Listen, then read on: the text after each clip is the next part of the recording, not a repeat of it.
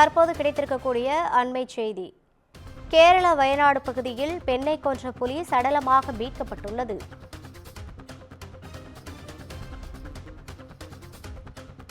கேரள மாநிலம் வயநாட்டில் பெண்ணை கொன்ற புலி தற்போது சடலமாக மீட்கப்பட்டுள்ளது.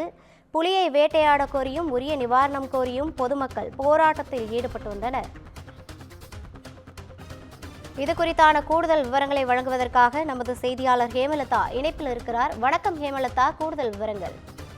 வணக்கம் ரவி. நான் கேரள மாநிலம் மானந்தவாடி அருகே உள்ள பஞ்சாரக்கொல்லிங்கிற இடத்துல பார்த்தீங்கன்னா கடந்த 24ஆம் தேதி அச்சப்பனுடைய மனைவி ராதா என்பவர் காஃபி தோட்டத்துல காஃபி பறிக்கிறதுக்காக சென்ற நிலையில பார்த்தீங்கன்னா அவரை புலி தாக்கி கொண்டுருச்சு. இதுல பார்த்தீங்கன்னா அவரோட பாதி உடலை புலியை சாப்பிட்டு.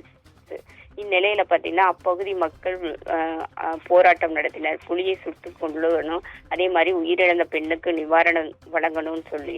இந்நிலையில கடந்த வனத்துறை அமைச்சர் சுசீந்திரன் புலியை மயக்க ஊசி செலுத்தி பிடிக்க உத்தரவிட்டார் இருந்தாரு. இந்நிலையில கடந்த 4 நாட்களாக கூண்டு அமைத்து வனத்துறையினர் தீவிர தேடுதல் வேட்டைகளை ஈடுபட்டிருந்தாங்க. இந்நிலையில பாத்தீங்கன்னா இன்று அதிகாலை 2:30 மணி அளவுல பாத்தீங்கன்னா அந்த தனியார் எஸ்டேட் அருகில பாத்தீங்கன்னா புலி காயங்களோட காணப்பட்டுச்சு.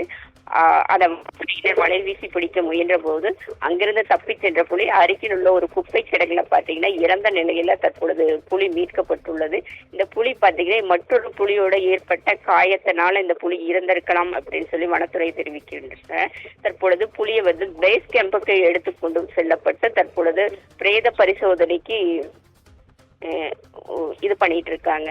அந்த பிரேத பரிசோதனைக்கு பின்னாடிதான் புலி இறப்புக்கான காரணம் தெரிய வரும். ரவீனா, கூடுதல் விவரங்களுக்கு நன்றி ஹேமலதா.